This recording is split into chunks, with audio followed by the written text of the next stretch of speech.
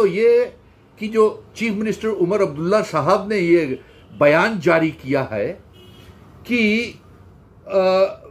जम्मू कश्मीर सरकार की ब्यूरोक्रेट्स जो है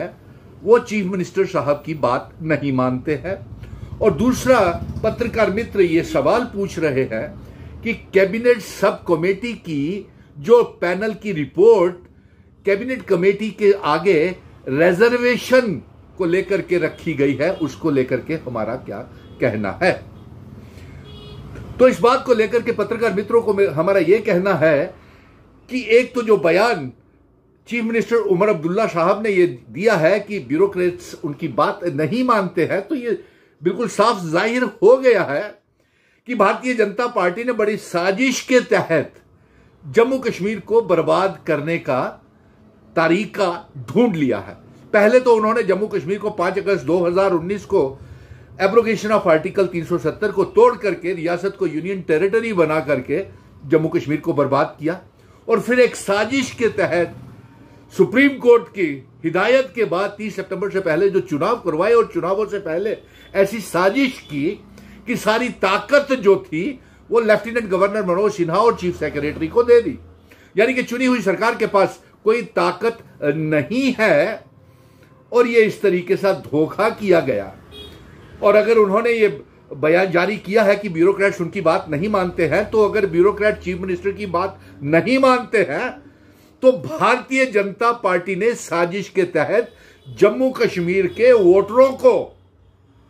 जलील कर रही है। यानी कि ये चीफ मिनिस्टर की बात नहीं मानना 1 करोड़ 30 लाख अवाम की रियासत की चुनी हुई सरकार और अवाम के वोट डाले हुए चुनी हुई सरकार को ये जलील करना है, वोटों को जाया करने वाली बात है। और ये साजिश चुनावों के बीच में भारतीय जनता पार्टी ने की, क्योंकि उन्हें मालूम था कि मेंबर पार्लियामेंट भी कश्मीर से नहीं बने उनके और जम्मू कश्मीर में सरकार नहीं बनी, तो इसलिए उन्होंने ये साजिश की थी। फिर उस साजिश का एक हिस्सा यह था कि लेफ्टिनेंट गवर्नर ने और भारतीय जनता पार्टी ने जो बिजनेस रूल बनाने थे वो बिजनेस रूल की फाइल को भी रिजेक्ट करके चीफ मिनिस्टर उमर अब्दुल्ला को लेफ्ट एलजी मनोज सिन्हा साहब ने दे दिया वापस। दूसरा, इसके बाद ना तो प्राइम मिनिस्टर साहब ना होम मिनिस्टर साहब अपना वादा पूरा कर रहे हैं कि जम्मू कश्मीर को रियासत वापस देने का। तो जाहिर सी बात है चीफ मिनिस्टर तो मजबूर होगा ही, वो ये बयान जरूर जारी करेंगे कि ब्यूरोक्रेट्स उनकी बात नहीं मान रही है। अब दूसरे सवाल की तरफ आते हैं कि जो रिजर्वेशन को लेकर के कैबिनेट सब कमेटी की मीटिंग होगी और कैबिनेट की मीटिंग में चीफ मिनिस्टर उमर अब्दुल्ला साहब ने ये कहा है कि उसमें ये रिपोर्ट रखी जाएगी। तो मिशन स्टेटहुड का ये कहना है कि पहले तो हम बिजनेस रूल को पहले आउटराइटली रिजेक्ट करते थे, क्योंकि हम तो रियासत के दर्जे की और आर्टिकल 370 की जंग लड़ रहे हैं, इसलिए बिजनेस रूल्स क्यों हम उसको आउटराइटली रिजेक्ट करते हैं। दूसरा, ये रिजर्वेशन का जो मैं आगाह करना चाहता हूं अपनी अलायंस सरकार के और डॉक्टर फारूक अब्दुल्ला साहब को जो नेता हैं ये अलायंस सरकार के, कि ये जम्मू कश्मीर यूटी के डोमेन में रिजर्वेशन पॉलिसीज नहीं आती हैं। इसलिए मैं आपको, हमने मंडल कमीशन वीपी सिंह की सरकार चली गई थी, वो भी समय देखा। भारतीय जनता पार्टी, पीडीपी, अल्ताफ बुखारी, महबूबा मुफ्ती बहन और सज्जाद लोन ये साजिश के तहत रिजर्वेशन का तूल दे रहे हैं। आगा राहुल्ला को आगे करके भारतीय जनता पार्टी तूल दे रही है कि रिजर्वेशन के पॉलिसी के तहत, आरक्षण के तहत नेशनल कॉन्फ्रेंस की सरकार किसी तरीके से टॉपल की जाए। लेकिन मैं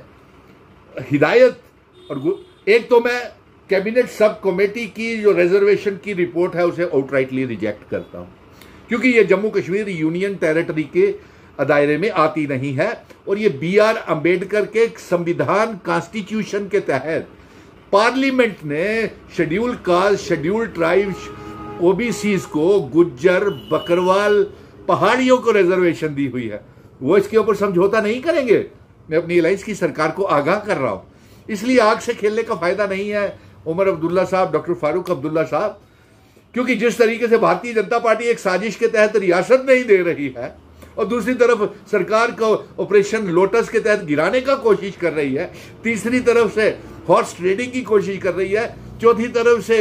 एलजी के साथ नजदीकियां पीडीपी की और अपनी पार्टी की, पीपल्स कॉन्फ्रेंस की, और एक तीसरा फ्रंट तैयार करने की कोशिश की जा रही है। और जिस तरीके से ये इनका दावा है भारतीय जनता पार्टी के अंदर से आ रही है कि 12 से 18 विधायक इनके संपर्क में है,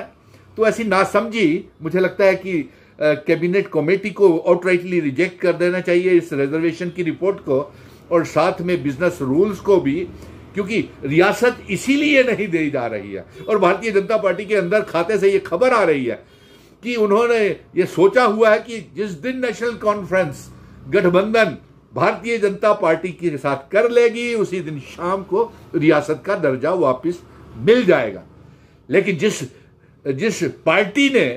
हमारी महाराजा हरि सिंह जी की डोगरा रियासत तोड़ दिया, जिसने हमारा state subject article 370 stand still agreement, Jammu Kashmir Ladakh PoK Gilgit Baltistan Jammu Kashmir रियासत का हिस्से का इल्हाक तोड़ दिया, उसको हम अलायंस उसके साथ कैसे कर सकते हैं। सो इसलिए ये खबरें थी, इसका जवाब हमने मिशन स्टेटहुड ने दे दिया कि ये जो रियासत का दर्जा वापस नहीं, और यूनिफाइड एरिया कमांड की मीटिंग में चीफ मिनिस्टर को नहीं बुलाते हैं, लॉ एंड ऑर्डर की मीटिंग्स में नहीं बुलाते चीफ मिनिस्टर को, और रियासत का दर्जा वापस नहीं दिया जा रहा। ये मजबूर की में हो करके ये बयान चीफ मिनिस्टर का आया है